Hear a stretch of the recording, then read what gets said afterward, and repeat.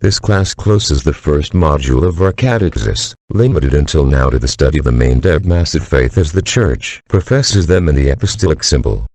In the last class we studied, albeit in very general lines, what the Church believes and teaches about individual eschatology, that is, about the nevissimos of man, death, heaven, hell and purgatory.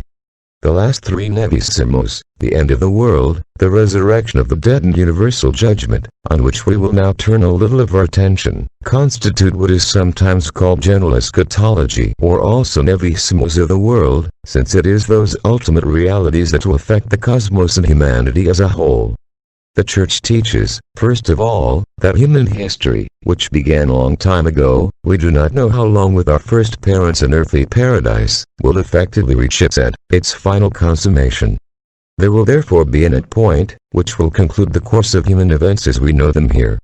In fact, in Christ and through Christ we were created, and it is for Him, for the honor and glory of His name, that this world exists. Now, just as He, having accomplished the redemption of mankind, ascended gloriously to the heavens, so too should His body, which is the Church, follow Him towards the true homeland. Until then, however, the Church must tread the same path that this divine head traveled on this earth. This means, of course, that before the conclusion of history, the Catholic Church will go through its own Easter, that is, through moments of great tribulation and suffering. Only then will she be able to enter the ultimate glory. For this reason, the end of time will not be immediately preceded by a time of human, earthly and political triumph for the Church, but by great calamities. Based on what the Lord Himself has revealed to us, we know that, before the end, the gospel will be preached to the whole world, cf. Mt 13, 10, 24, 10. But the Lord did not want to leave us any specific date. For this reason, we cannot say without temerity when, precisely, the end will come. Although they reveal a lot of precious information about this event, which we should all want to prepare for, the SS. Scriptures are not a kind of horoscope, a set of puzzles to be combined and deciphered with shrewdness and decoding techniques. Jesus also predicted that, before the end, false prophets would appear, preachers of vain and lying doctrines that would lead many astray from the path of truth, cf. Mt 24, 4. In the same sense, the Apostle St. Paul left us the record in one of his epistles, cf. 2 Ts 2, 3, that, before the second return of Christ, there would be a great apostasy from the faith, a massive defection of the true religion. Let us see what the Catechism tells us about this subject. No. 675. Before the coming of Christ, the Church must pass a final test, which will shake the faith of many believers.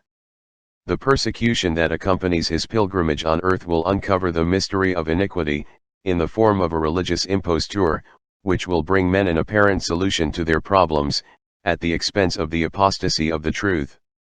The supreme religious imposture is that of Antichrist, that is, of a pseudo-messianism in which man glorifies himself, replacing God and the incarnate Messiah. In the meantime, the righteous will remain faithful to sound doctrine, until finally, the glorious Christ ascending from heaven, the resurrection of the dead occurs. On the last day, all who had passed away, good and bad, saved and condemned, will be resurrected with their bodies, so that, before Christ the Judge, clothed in glory and majesty, the final judgment is held, which is nothing more than the public ratification and manifestation, in the presence of all humanity, of the sentence that each man corresponds to.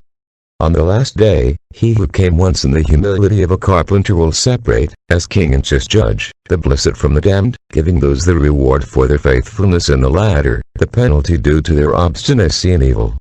Both, as mentioned above, will be resurrected, that is, united again to the same body, numerically, that they had in this life. The difference is that the former will be resurrected to glory, the bodies, transformed and free from defects, will be as spiritualized, while the latter, although they become incorruptible and immortal, will not be glorified in order that He may suffer the penalties of hell. In short, in the body of the just, all the beauty of the soul will shine. For the wicked, the ugliness of a spirit depraved by sin,